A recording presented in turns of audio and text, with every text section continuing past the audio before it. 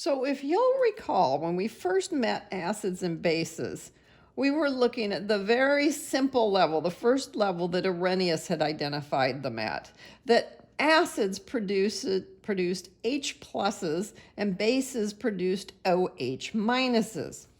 Now, this was rather limiting because it only applied to water, period, end of discussion, just water, and you had to create OH minus groups. So when the next level then, where we include more stuff, is Bronsted-Lowry. So if I can get that little mark in there, Bronsted-Lowry, they decided that they should come up with something that was a little more inclusive than that. They said this OH minus, that's way too limiting. So we are going to say, instead of H pluses, we're going to identify what an H plus is, that it's a proton donor. Now that didn't necessarily increase what would be considered an acid very much, but when you thought about what they said the counterpart of a proton donor was, a proton donor would have to be a proton acceptor, is its counterpart as a base. So that's great, and it did massively improve things. You could call a lot more things a base than you could before. So this was what Bronsted-Lowry came up with. And then along came Lewis. And Lewis, in his usual fashion, upended the apple cart and said, why are you guys going on and on about protons when we know that the important thing that is happening in any chemical reaction is the bonding? And what are bonds made out of? They're made out of electrons. And so instead of saying that something was a proton acceptor, he went after the idea of how? How is it a proton acceptor? Well, it has a lone pair of electrons. This lone pair of electrons allows a proton that has no electrons to come along and form a bond. So we have the fact that there are lone pairs of electrons. So a lone pair donor is now a base. And okay, instead of saying it's just protons, we can massively increase what this is. What is an acid? An acid is anything that will accept a lone pair, that will come along and say, hey, there's a lone pair. If I attach there, I can be in a bond. So a lone pair acceptor is now an acid. And that is what Lewis did for us. And it massively increased what could be considered an acid and what could be considered a base. And we don't even need water anymore.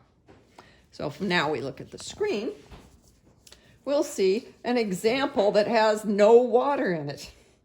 The Lewis acid is a substance that accepts a lone pair of electrons. So if we look at this situation, we can see here's the ammonia, which we know the nitrogen has a lone pair on it.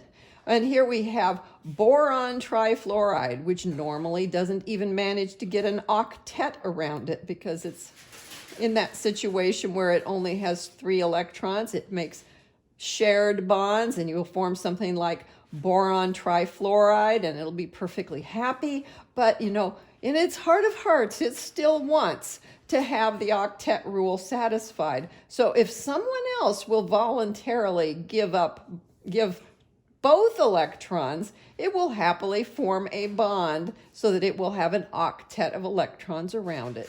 But it is looking for a pair of electrons on another place. So it will act as a Lewis acid while the ammonia acts as a Lewis base by donating the pair of electrons. Lewis bases, they are lone pair donors, are Lewis bases. So OH minus, well, of course that's a Lewis base. It has to be because, I mean, when you talk about bases, you go deep into it all the way back to the original, and you're talking an Arrhenius situation, OH minus must be a base. And it has to be a base as far as Lewis is concerned as well. So that's definitely a base. It turns out that oxide ion is also an important Lewis base. How is that? If I look at oxide ion, we see that it has picked up 2 extra electrons.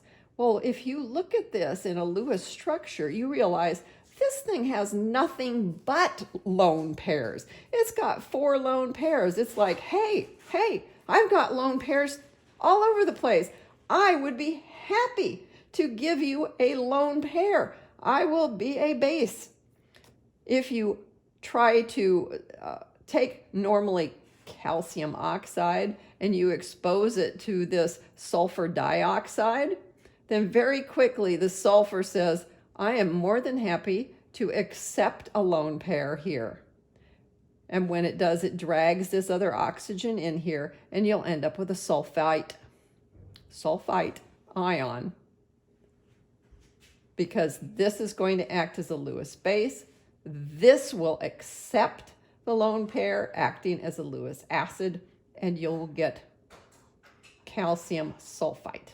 And so in some way you've created a salt. So now we have a question. In this reaction, which one of these is the Lewis acid and which is the Lewis base? Well, before it was easy because we were looking for H's and we were looking for pluses, and now we don't have that. So we have to go back and think about what are the definitions, right? When is it a Lewis acid?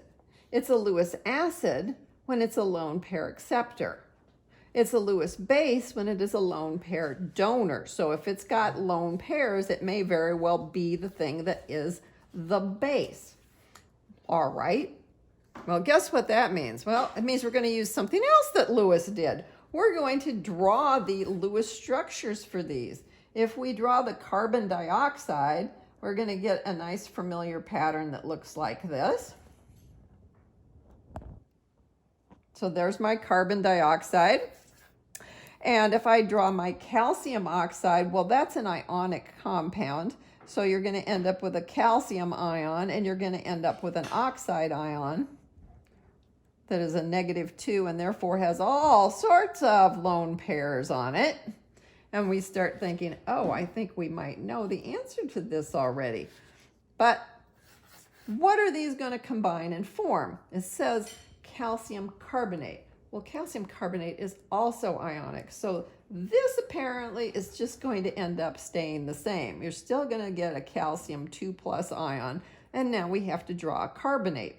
If we think about the carbonate, we're going to sit there and draw out to all these oxygens. And carbon cannot do anything about